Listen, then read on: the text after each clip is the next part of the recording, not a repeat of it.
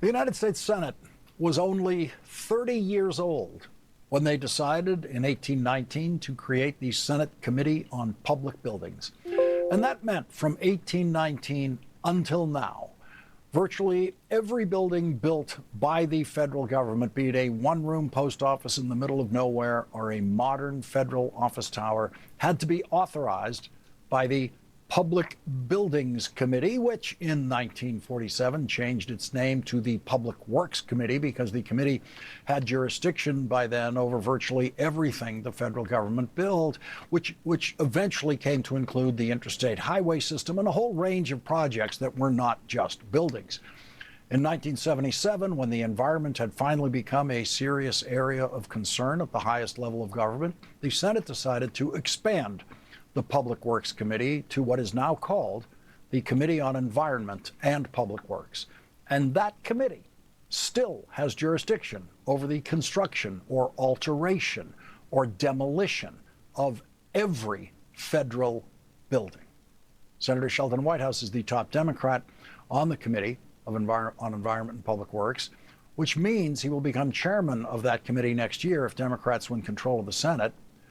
Senator Whitehouse's senior position on the Environment and Public Works Committee makes him a member by law of the Kennedy Center Board of Trustees. And that means that Senator Whitehouse was one of the votes against Donald Trump today in the board meeting in which a majority of the members chosen by Donald Trump voted to close the Kennedy Center for 2 years and to inscribe Donald Trump's name on the building after a federal judge ordered Donald Trump's name taken off the Kennedy Center, which Donald Trump illegally tried to change to the Donald J. Trump and the John F. Kennedy Memorial Center for the Performing Arts. Joining us now is Senator Sheldon Whitehouse of Rhode Island. He serves on the Senate Judiciary Committee and the Senate Finance Committee in addition to the Environment and Public Works Committee. Senator, they figured out a way to get Donald Trump's name on the building. What is that going to be? Well, they think they have, but there was no legal opinion providing any support for the notion that this resolution that they voted on would pass muster with the judge who already decided that nobody's name is allowed to go onto that building other than President John F. Kennedy by law. That's in the statute that created the Kennedy Center. So in these meetings, you sort of step into a bit of a odd fairyland in which a resolution comes forward. In this case, it was not on the agenda. No one was given prior notice. And suddenly there is a vote. As I said, no legal opinion to show that we're not doing another illegal vote on the same subject. So they kind of live in a fairyland of irresponsibility where things like complying with court orders don't matter. We voted also, we didn't vote, we had a meeting, a briefing on litigation, the litigation report. And the litigation report omitted that a judge has assessed a $250,000 attorney's fees award against the Kennedy Center that the trustees are going to have to pay for an ill-conceived lawsuit that failed, and the terrible job that the lawyers did of litigating it to the point where the judge awarded attorney's fees against the center. No mention of that until I brought it up. And to connect your two stories tonight, Donald Trump jumped on the call and went on about the ballroom, how it is under budget, ahead of schedule, going to be entirely paid for by big corporations with no mention of the federal court order out of the D.C. circuit saying that he has no right to build the ballroom, that the American people own the White House, that Congress is the landlord, and that he is the four-year tenant. And like any four-year tenant, he doesn't get to knock down a wing of the landlord's building. So it's a very, very strange atmosphere in these meetings. So this is breaking news here. Donald Trump, who is a member of the Kennedy Center Board, actually was in this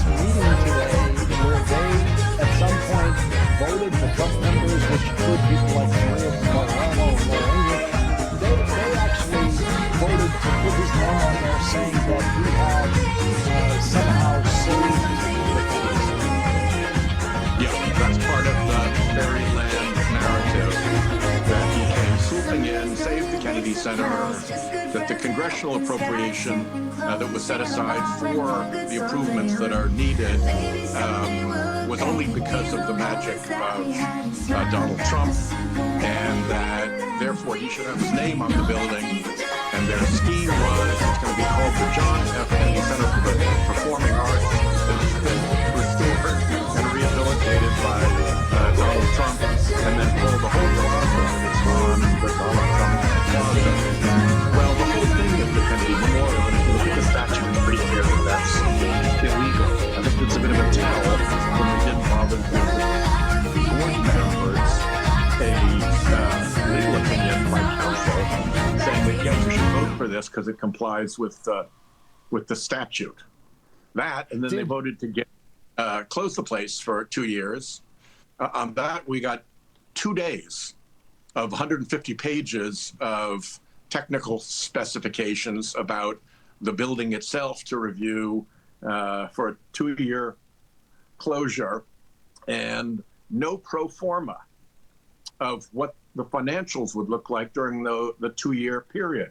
The most basic responsibility of a board is to understand what their decisions mean for the finances and the solvency of the institution for which they are trustees. And there's no pro forma, and I asked for one, and they just went ahead and voted. Did you get a chance to ask Donald Trump any questions about this? No, he came on. He said he had been listening. He gave the speech for several minutes, and then he hung up. His vote and his chief of staff, Susie Wiles's vote, were texted in on these things. He did not vote in person. But Donald Trump did vote for his name to go on to the building, and for the plaza around it to be called the Donald Trump Plaza. Correct. And it was quite a long meeting. It was about 2 hours. He said he'd been on for most or all of it, which is interesting because you've got an economy in collapse. Mm-hmm. You have massive cost increases on Americans that are driving people crazy. You've got a war in Iran where he's floundering, if not losing. And he's got 2 hours to spend on a vanity project about getting his name onto a building. It's a little odd that he wouldn't take the big problems more seriously and spend his time on them. Yeah, it sounds like he wasn't trying to solve his aircraft carrier problems today. Senator Whitehouse, could you please stay with us? We're going to squeeze in a commercial break here. Sure. And when we come back, I want to get into more, since your position where you have jurisdiction over federal buildings, what Donald Trump's doing with that ballroom. We'll be right back with Senator Sheldon Whitehouse. The breaking news of this hour is that we have just learned from Senator Sheldon Whitehouse that Donald Trump participated in the trustees meeting of the board of the Kennedy Center, and that Donald Trump personally voted to rename the plaza, the area around the Kennedy Center, as the Donald J. Trump Plaza, and he voted to have his own name inscribed on the building, saying that he renovated the building. And we know this because Senator Sheldon Whitehouse is also a member of that board by law, and he was in that meeting today and just reported this to us. Senator Whitehouse, thank you very much for this information that was not in any of the press accounts about what happened in this meeting today. But you also told us that Donald Trump spent his time, when he was in effect phoning into the meeting, talking about the ballroom. Did he talk about the ballroom more than the Kennedy Center? I would say it was about even. I mean, this is a Kennedy Center board meeting, and he spent a lot of his time, if not most of it, talking about the ballroom. And in the fantasyland, fairyland world of these board meetings, his pitch was that it's under budget, it's had a schedule, no taxpayer money. And of course, we know from a lot of reporting and from official papers that, in fact, a lot of taxpayer money is being diverted to pay for the ballroom. And not only is it not ahead of schedule, it's stopped dead in the water by a federal court of appeals, which upheld a judge's decision saying, you don't get to do this. You're the occupant of the building. Congress controls the building, and you can't tear down a wing of it and rebuild something new any more than you could a private landlord if you were the tenant of their home. So he really is very kind of out of touch with what we know to be true about his signature project. Between the Kennedy Center, the ballroom, the reflecting pool, he seems to live in a world in which these are all great successes for him. You're using your position on the Senate committee with jurisdiction over federal buildings to demand from the Government Accountability Office everything they know about the ballroom. And again, is something that would normally and legally have to go through your committee to be authorized before the Senate as a full body would even vote on it. They wouldn't consider something like this that hadn't passed through your committee. Yeah, and anybody listening who has a home renovation project, you would want to know what the budget for the project was. You want a schedule, a timeline. How long is the contractor going to be in? What kind of a check am I going to have to write at the end of the day? Where is the money going to come from? Those are all really obvious questions that we can't get answers to. So we're asking the GAO, Leader Schumer, Budget Chairman Merkley, myself, and others are asking the accountants to go and get these answers that should have been the first pitch from the Trump administration. Here's what we're going to do.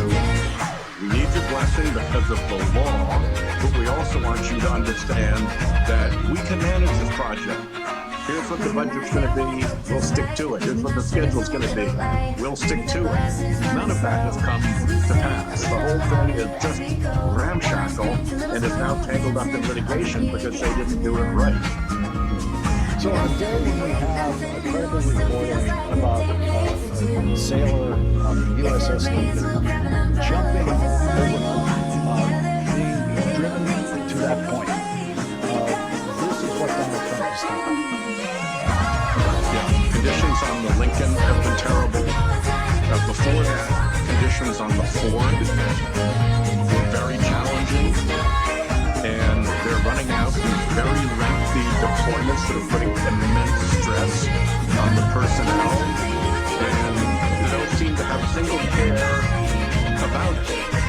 And here's the President of the United States spending all his time with ballrooms, botched reflecting pools, his own U.S. attorney's word, and the tangle about the Kennedy Center and getting his gilded name back up on it again.